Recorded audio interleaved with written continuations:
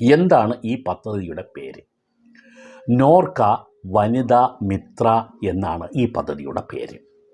എന്തുകൊണ്ടാണ് ഇങ്ങനെ ഒരു പേര് വന്നത് എന്ന് നിങ്ങൾ ചോദിച്ചാൽ, ഇത് സംസ്ഥാന സർക്കാരിന് കീഴിലുള്ള നോർക്ക റൂട്ട്സ് എന്ന ഏജൻസി, വിദേശ മലയാളികൾക്ക് വേണ്ടിയുള്ള ഒരു ഏജൻസിയാണ് നോർക്ക റൂട്ട്സ്. അവരുടെ തൊഴിൽ സംബന്ധമായ കാര്യങ്ങളും അവർ തിരിച്ചു വന്നാൽ അവർക്ക് നൽകേണ്ട ധനസഹായങ്ങളും ഒക്കെ ആവിഷ്കരിച്ച് നടപ്പാക്കിക്കൊണ്ടിരിക്കുന്ന സംസ്ഥാന സർക്കാരിന് കീഴിലുള്ള ഏജൻസിയാണ് നോർക്ക റൂട്ട്സ്.